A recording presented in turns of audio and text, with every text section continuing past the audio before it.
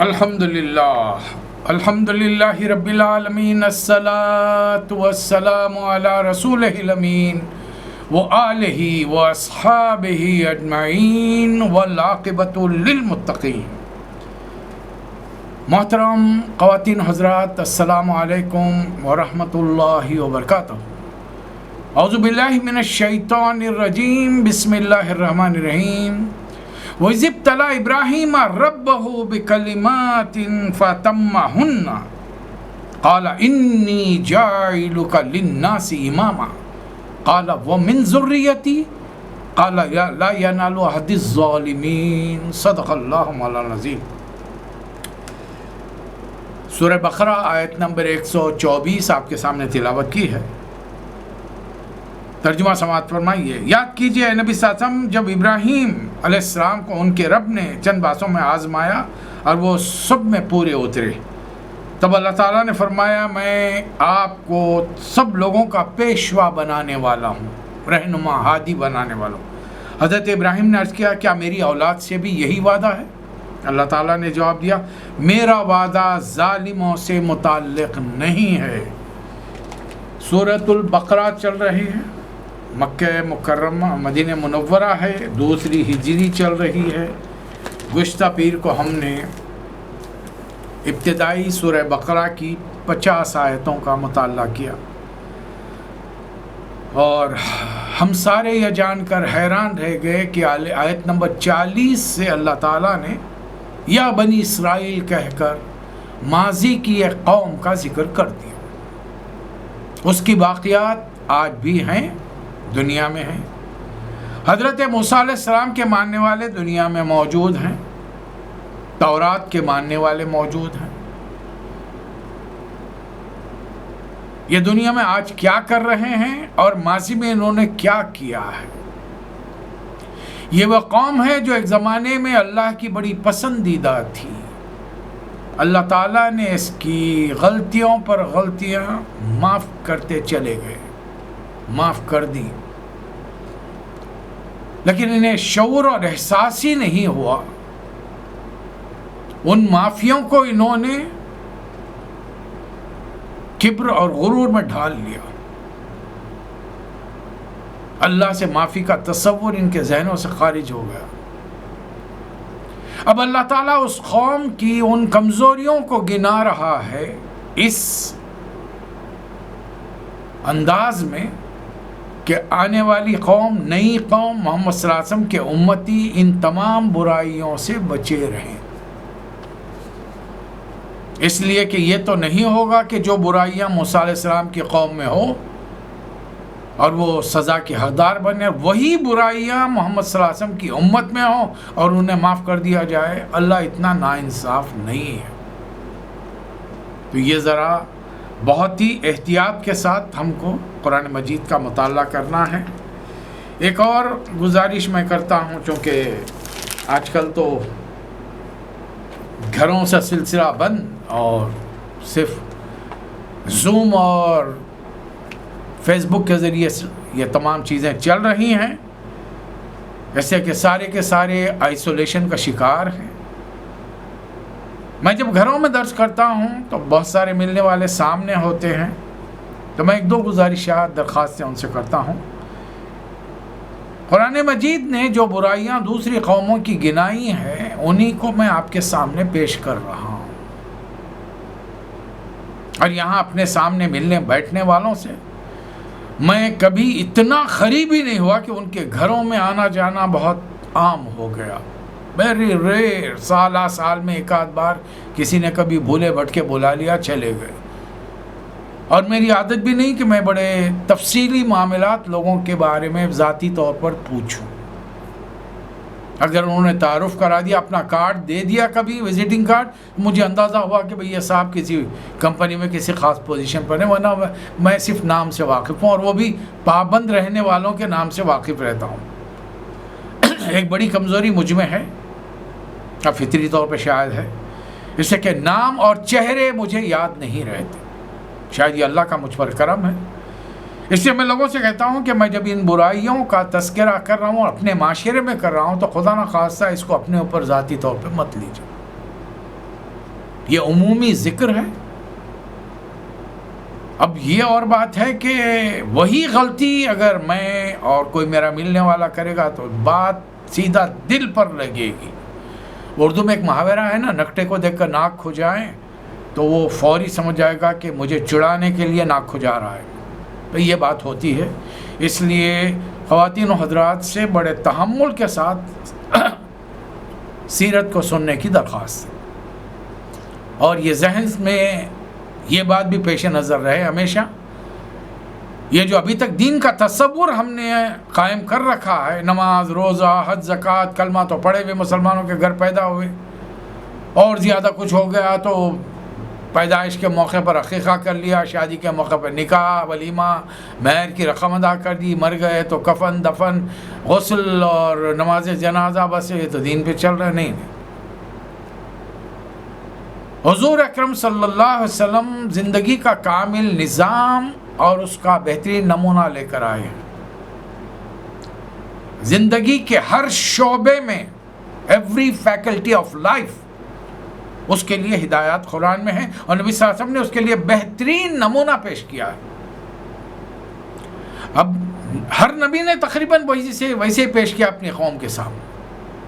اب قوم کا حال یہ تھا کہ جب تک نبی ہیں، ماننے والے بڑے ایمانداری سے چلتے تھے، نہ ماننے والے مخالفتیں کرتے تھے، اور نبی کے بعد میں پھر یہ اپنے پرانے رنگ ڈھنگ پر آ جاتے تھے۔ آج وہی چال امت مسلمہ کا پیش آ رہا ہے ہمارے سامنے، کہ آج کوئی صحیح اسلام کی، اصلی اسلام کی بات کرتا ہے تو پھر فتوے شروع ہو جاتے ہیں، ایک ایسا نیا دین آیا۔ ارے بھائی، آپ خود قرآن پڑھے تو مجھے بتانے کی کیا ضرورت ہے؟ کسی اور کو بتانے کی کیا ضرورت ہے؟ اور رسول اللہ صلی اللہ علیہ وسلم تو اپنا زندہ معجزہ ہمارے سامنے چھوڑ کر گئے ہیں، تاکہ دن رات، بلکہ ہم میں سے ہر مسلمان کو کچھ نہ کچھ قرآن کے سورے یاد ہیں، 5 وقت کی نمازوں میں تلاوت ہوتی رہتی ہے۔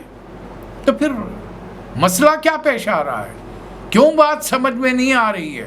اس لیے کہ بر صغیر سب کانٹیننٹ کے مسلمانوں نے یہ سمجھ لیا کہ قرآن کی تلاوت کافی ہے، ترجمہ ضروری نہیں ہے، ترجمہ پڑھ لیں تو سرسری طور پر، اس لیے کہ مولوی صاحب نے کہا کہ نہیں پڑھے تو بھی کام چلتا، بس قرآن کا ایک ایک لفظ 10 نیکیوں پہ، ایک ایک حرف پہ 10 نیکیاں ملیں گی، وہ سمیٹو جنت میں چلے آؤ۔ جس کا نتیجہ یہ نکلا کہ گزشتہ کئی 100 سال سے اور 200 سال انگریزوں کی غلامی کے سبب قرآن سے مسلمان سب کانٹیننٹ کے دور ہو چکے، الا ماشاءاللہ۔ اب یہ سیرت پیش کرنے کا میرا بنیادی مقصد یہ بھی نہیں ہے کہ میں پورے قرآن مجید کا خلاصہ آپ کے سامنے رکھوں، ایک ایک آیت پہ تفسیر۔ اس کے لیے تو آپ کو صحابہ اکرام کی زندگیوں کو دیکھنا پڑے گا، رسول اللہ صلی اللہ علیہ وسلم کی سیرت مطالعہ کرنا، اور مفسرین کی تفسیروں کو پڑھنا پڑے گا، یا مدرسین کے دروس کو سننا پڑے گا۔ میں تو صرف یہ ثابت کر رہا ہوں کہ یہ سورہ ہمارے نبی کی حیات مبارکہ میں اس وقت نازل ہوا، اللہ نے نبی صلی اللہ علیہ وسلم پر یہ حکم نازل کیا، آپ نے اس پر عمل کر کے بتایا، یہ ہے سیرت نبی صلی اللہ علیہ وسلم۔ ابھی ہمارے لیے کوئی احکام نہیں ہے، ہم سے پہلے گزری ہوئی قوموں کے لیے اللہ تعالیٰ نے جو انہوں نے بدعمالیاں کی ہیں، دین سے روگردانی کی ہے، نبیوں کی تعلیمات سے منہ پھیرا ہے، اللہ تعالیٰ اس کو پیش کر رہا ہے۔ اور یہی چیز حضور اکرم صلی اللہ علیہ وسلم نے اپنے امتیوں سے فرمایا تھا، مخاطب ہو کر کہ ایک دور آئے گا تم لوگ اپنے سے پہلے کی امتوں کے نقش قدم پر چلو گے، جو جو برائیاں انہوں نے کی وہی تم میں بھی در آئیں گی، اور آج ہمارے سامنے ہیں۔ بلکہ ہم تو ان قوموں سے بھی 2 جوتے آگے، ہر کام کے اندر ڈپلیکیسی میں ہم نے مہارت حاصل کر رکھی ہے۔ آج ذرا کسی بھی فیلڈ میں نیکی کے اچھے کاموں کی مسلمان ملکوں کا ریٹ اٹھا کر دیکھ لیجئے۔ اب ظاہر ہے مسلمان ملکوں کا تو ریٹ نہیں ہوگا نا، وہاں پہ رہنے والوں کا ہے، ان کا تناسب، ان کے کس کیٹیگری میں ان کا شمار ہو رہا ہے، رشوت خوری کے اندر، سود خوری کے اندر، دھوکہ دہی میں، ملاوٹ میں، کوئی چیز ایسی ہے معاشرے میں؟ اور وجہ کیا ہے؟ انہی بنیادوں کی وجہ سے ہم ہر چیز باہر کی خریدنا چاہتے ہیں۔ بھائی جاپان کی وہ لوگ گارنٹی کے ساتھ دیتے ہیں، جرمنی کی بہترین ہے، چائنا کا مال تھوڑا اپ اینڈ ڈاؤن رہتا ہے لیکن سستا ہوتا ہے، لے لیں گے اس کو، تھوڑی بہت گارنٹی وہ بھی دے دیتے ہیں۔ یہ تو ہمارے ملکوں سے جانی چاہیے گارنٹی، برسوں تک استعمال ہونی چاہیے چیزوں کو۔ پہلی چیز تو کریشن ہم میں سے ختم ہو چکا ہے، ہم صرف خریدنے کے عادی بن گئے ہیں، جیسے کہ اللہ نے دولت سے نوازا ہے۔ تو ان چیزوں کو سامنے رکھ کر اب اللہ تعالیٰ فرما رہا ہے، اس قوم سے بھی اللہ نے فرمایا اتامرون الناس بالبر وتنسون انفسکم، لوگوں کو تو نیکی کی بڑی بڑی باتیں بتاتے ہو، اپنے آپ کو بھول جاتے ہو۔ وانتم تتلون الکتاب افلا تعقلون، قرآن پڑھتے بھی ہو، عقل سے کام نہیں لیتے۔ ان سے تو تورات پڑھتے تھے، ہم قرآن پڑھتے ہیں، وہی چیزیں اللہ دوہرا، انہی چیزوں کو جو اللہ تعالیٰ اس قوم سے مخاطب ہے ہم اپنے پر ڈال کر دیکھیں نا، ہمارا معاملہ کیا ہے۔ آج امت مسلمہ قرآن سے کتنا نسبت رکھتی ہے، تعلق جوڑتی ہے، کتنے فیصد ہیں جو تعلیم یافتہ ہیں، اعلیٰ تعلیم یافتاؤں کے اندر قرآن جاننے والے کتنے ہیں۔ دیکھیے فرق کرنا پڑے گا، کچھ مدرسوں کے فارغ ہیں اور کچھ اعلیٰ تعلیم یافتہ، latest technology, latest modern syllabus کے تحت تعلیمات حاصل کر رہے ہیں، دونوں میں فرق ہے۔ اب وہ جو ماضی مدرسوں کے فارغ ہیں ان کے لیے اتنا پرانا نصاب ہے، اور وہ پرانے انداز میں پڑھانے والے بھی وہی ہیں کہ ان کو جدت آج کے دور کی ٹیکنالوجی کی ان کے دور دور تک خبر ہی نہیں ہے، اور جو لیٹسٹ سلیبس کے تحت تعلیم حاصل کرتے ہیں ان کو دین کا ہی پتہ نہیں ہے۔ دونوں میں کسی قسم کی تال میل نہیں ہے بھی تو بہت ہی اتنے کم مقدار میں تعداد کے اندر لوگ پڑھتے ہیں، اس کے اندر نہ ہونے کے برابر ہے۔ تو اللہ تعالیٰ ان چیزوں کو گنا رہا ہے کہ ہم نے تم کو فرعون کے عذاب سے بچایا جو تمہاری بیٹیوں کو زندہ چھوڑتا تھا، بیٹوں کو قتل کرتا تھا، اور ایک بڑی آفت میں تم مبتلا تھے۔ پھر ہم نے تمہاری نظروں کے سامنے اس فرقنا بکم البحر وانجیناکم، سمندر میں سے تم کو راستہ گزار دے کر سوکھا راستہ بچا لیا، اور تمہارے سامنے فرعون اس کی فوج کو غرق کر دیا۔ تم نے اپنی آنکھوں سے منظر دیکھا ہے۔ اب یہاں سے سمندر سے نکل کر راستہ طے کر کے ایک بستی میں پہنچے، وہاں پر پہلے دیکھے کچھ لوگ بتوں کی پوجا کر رہے ہیں، موسیٰ علیہ السلام سے مطالبہ کر دیا ہمارے لیے بھی ایک بت بنا دیجیے، یعنی خدا کو دیکھیں گے تو عبادت کریں گے، بغیر دیکھے عبادت نہیں ہو سکتی۔ اور آج کے مسلمانوں کا یہی حال ہے۔ اب خدا کی جھلک ہم کو بندوں میں نظر آ رہی ہے، وہ جو غیر مسلموں میں تھی آج وہی چیزیں میں کہہ رہا ہوں آپ سے۔ کالج کی ڈگری حاصل کرنے کے بعد ملازمت کے لیے ایک والد محترم نے ایک دوست کے پاس جانے کے لیے کہا، بہت قابل آدمی، بڑی پوزیشن پر تھے۔ اب انہوں نے میرے ساتھ ایک شرط رکھی، میاں مجھے یاد نہیں رہتا، ڈیلی 10 بجے میرے آفس میں آنا، سامنے بیٹھے رہنا، اور میں کچھ بندوبست تمہاری ملازمت کا کرتا ہوں۔ تقریباً 1 مہینے تک میں اپنے گھر سے 9 بجے اٹھ کر 10 بجے ٹھیک ان کے آفس میں رہتا تھا۔ اب جب کھلنے لگے، بے تکلفی ہونے لگی، بات چیت چل رہی، چائے بھی پی رہے ہیں، بسکٹ بھی کھا رہے ہیں، ایک دن پتہ چلا کہ انتہائی قابلیت رکھنے والا شخص مجھ سے کہہ رہا ہے میں سائی بابا سے بہت متاثر ہوں، شرڈی کے سائی بابا سے، میں نے گھر میں ان کی تصویر لگا کے رکھی ہے، جب ان کو دیکھتا ہوں میں ان کی تصویر کو تو مجھے سکون حاصل ہوتا۔ میرا تو دماغ پھک سے اڑ گیا۔ ایسا نہیں تھا کہ میں کوئی دیندار گھرانے سے ہوں، نارمل عام مسلمان گھرانے سے، جیسا آج کے دور میں لوگ پائے جاتے ہیں، اسی گھرانے نہ وہ اتنا فیشنیبل کہ وہاں پر ہر چیز قرآن سنت کی ہے ہی نہیں، اتنا آرتھوڈاکس پرانا کہ نہیں صاحب وہی پابندیاں چل رہی نہیں، ایوریج، نماز پڑھ لیے والدین خوش ہو گئے، نہیں پڑھے ڈانٹے نہیں، مارے نہیں۔ لیکن مجھ جیسے انسان کا بھی دماغ وقت سے اڑ گیا، یہ کیا کہہ رہے صاحب، والد کے دوست سے میں کچھ کہہ بھی نہیں سکتا، عمر رسیدہ ہے۔ اب اس زمانے میں خود مجھے شعور نہیں تھا، جیسے کہ نہ میں نے سیرت پڑھی تھی، نہ قرآن کو ترجمے سے پڑھا تھا، کہ میں ان سے سوال کرتا کہ کیا محمد صلی اللہ علیہ وسلم کے مقابلے میں بھی کوئی ایسی ہستی ہے؟ اگر تصویر دیکھنے سے قلب کا اطمینان حاصل ہوتا تو اللہ تعالیٰ تو حکم دیتا کہ اپنے نبی کی تصویر کو ہر گھر میں رکھو۔ اس کے برخلاف اللہ تو قرآن میں ہم سے پوچھ رہا ہے کہ قرآن کے علاوہ بھی، کسی اللہ کے ذکر کے علاوہ بھی کسی اور چیز میں اطمینان قلب حاصل ہو سکتا ہے؟ بہرحال اللہ تعالیٰ نے موسیٰ علیہ السلام کو 40 راتوں کے لیے طور پر طلب فرمایا، چلے گئے پیچھے حضرت اپنے بڑے بھائی حضرت ہارون علیہ السلام کو نگرانی کے لیے بنی اسرائیل کی چھوڑ. اور یہ بنی اسرائیل دیکھیں ابھی شرک کے ماحول سے نکلے ہیں. فرعونیوں کے زور زبردستی کی وجہ سے بہت ساری مشرکانہ عادتیں ان کے اندر بھی در آئی ہیں. دیکھتے دیکھتے آدمی متاثر ہو ہی جاتا ہے. اللہ نے معاف کیا انہیں. بہرحال انہوں نے موسیٰ علیہ السلام کی غیر موجودگی میں ایک سونا چاندی ایک جگہ اکٹھا کرنے کی غرض سے آگ میں ڈالا، بچڑا بن گیا، آواز بھی نکل رہی تھی. انہوں نے اس کی پرستش کرنی شروع کر.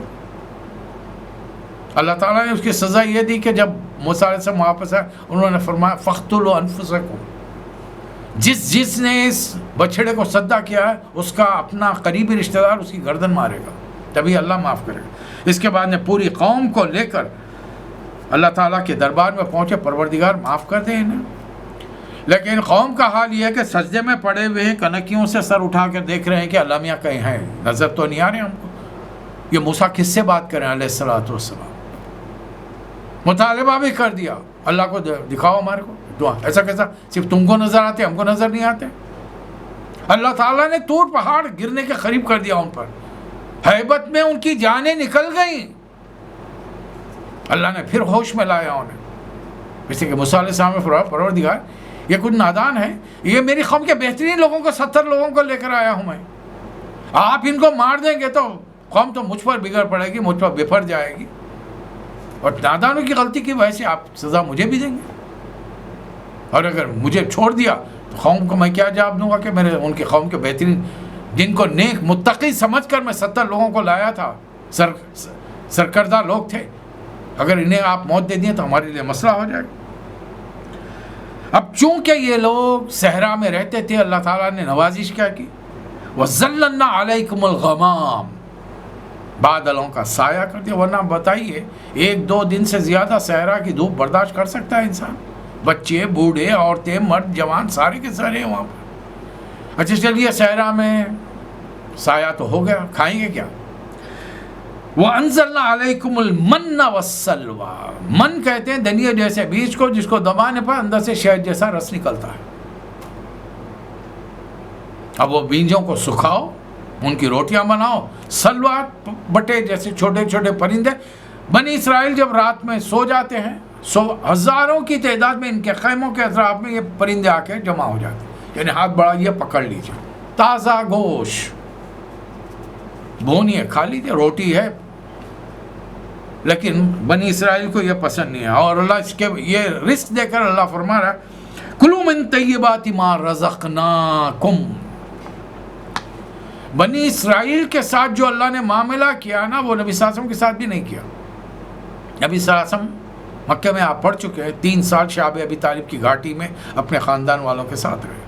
اللہ تعالیٰ نے کوئی من و سلوہ نہیں بھیجا. بچوں کے بھوک سے بلکنے کی رونے کی آوازیں گھاٹی کے باہر آتی تھی.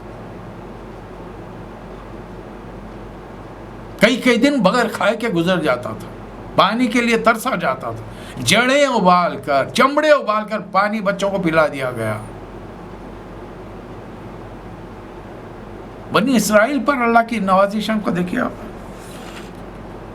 پھر اللہ تعالیٰ نے حکم دیا کہ بستی قریب ہے، اس میں جاؤ اور جو چاہے تم کھاؤ پیو، لیکن دروازے میں داخل ہوتے وقت اللہ سے معذرت کرو، معافی مانگو، اور ایک لفظ خاص طور پہ کہو حتتن، اے اللہ ہماری خطاؤں کو سے درگزر فرما، ہم تمہاری خطاؤں کو معاف کر دیں گے. لیکن انہوں نے کیا کیا؟ فَبَدَّلَ الَّذِينَ ظَلَمُوا قَوْلًا غَيْرَ الَّذِي قِيلَ لَهُمْ، جو کہا گیا تھا اس کی خلاف ورزی کی.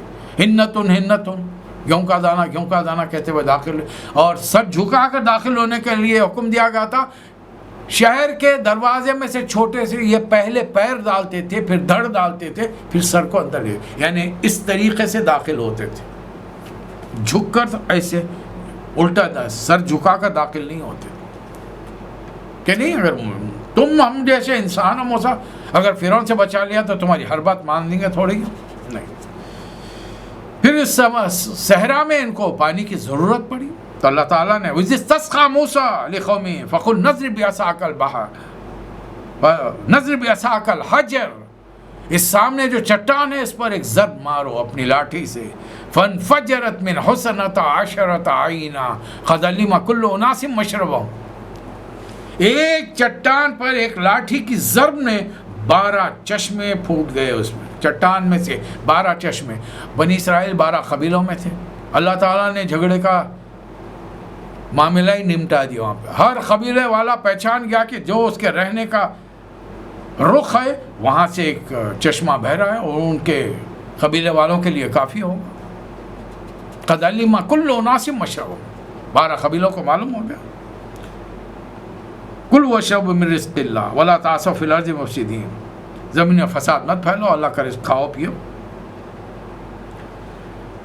تھوڑے دنوں تک تو یہ من و سلوہ کھاتے رہے، اس کے بعد نے موسیٰ علیہ السلام سے ایک ڈیمانڈ کر دیا، یا موسیٰ لن نصبر علی طعام واحد، ایک کھانا بس نہیں ہوتا، ہمارے کھاتے کھاتے تنگ آ گئے، بور ہو گئے، بور۔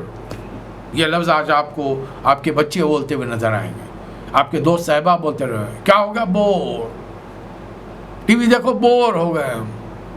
ورائٹی چاہیے ان کو، کچھ چینج چاہیے، ہر چیز میں چینج چاہیے۔ اب پتہ نہیں کیا کیا، اب بس چلے گا تو ماں باپ کو بھی چینج کر دیں گے لوگ، ان کی جگہ نئے ماں باپ لائیں گے۔ آج کی جنریشن، ان کو کسی چیز میں سکون نہیں ہے، سکون آئے گا کیسا؟ ہم نے اپنی زندگیوں کا سکون ہمارے باپ دادا نے خود دور کر دیا، آج ہم وہ حرکتیں کر رہے ہیں، قرآن سے دور ہے، سکون نہیں آ سکتا۔ الا بذکر اللہ تطمئن القلوب، اللہ کے ذکر کے علاوہ اطمینان قلب تمہیں کسی اور چیز سے مل سکتا ہے؟ اور اللہ کا ذکر کیا؟ قرآن ہے۔ اب کیا چاہیے ان کو؟ ایک کھانا آپ نہیں کھا سکتے، اللہ میاں فَدْعُ لَنَا رَبَّكَ، تم اے موسیٰ اپنے رب کو پکارو تاکہ وہ کیا کرے؟ یخرج لنا مما تنبت الارض، وہ ہمارے لیے نکالے زمین سے، من بقلیہا و خصائیہا و فومیہا و عدسیہا و بصلیہا، پیاز چاہیے، ترکاری چاہیے، کھیرا چاہیے، ککڑی چاہیے، گیہوں چاہیے، لہسن چاہیے، دال چاہیے، وغیرہ وغیرہ وغیرہ۔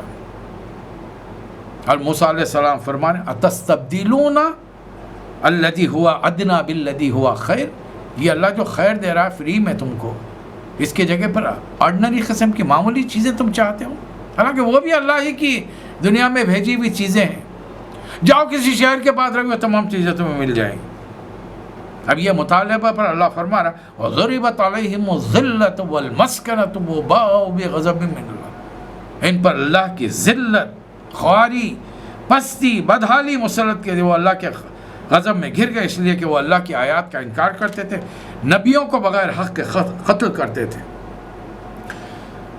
جب یہ طور پر گئے تھے تو اللہ تعالیٰ نے طور کو ان پر اٹھا کر وَرَفَعْنَا فَوْقَكُمُ الطُّورَ، پہاڑ کو اٹھا لیا، ایسا معلوم ہوا کہ پہاڑ ان پر آ کے گرے گا، اور حکم دیا خُذُوا مَا آتَيْنَاكُمْ بِقُوَّةٍ، جو کتاب موسیٰ کو ہم نے دی علیہ السلام مضبوطی سے تھامو۔ تھامنے کا کیا مطلب ہے؟ پڑھو، سمجھو، پوچھو نبی سے اس کے معنی و مفہوم، عمل کرو اس کے مطابق۔ پکڑنے کا یہی مطلب ہے۔ ہم سے بھی کیا مطالبہ ہے؟ وَاعْتَصِمُوا بِحَبْلِ اللَّهِ جَمِيعًا، اللہ کی رسی کو مضبوطی سے تھامو۔ اور رسول صاحب اس کی تشریح کیا فرما رہے ہیں؟ اللہ نے آسمانوں سے ایک رسی لٹکائی ہے، یہ حبل اللہ المتین، یہ قرآن مجید ہے، ایک سرا اللہ کے ہاتھ میں، دوسرا تمام امت مسلمہ، میرے امتی اس کو مل کر تھام لے، اللہ سے تعلق جڑ جائے گا۔ ہم نے کیا کیا؟ ہم نے ہر معاملے میں تفرقہ کر دیا۔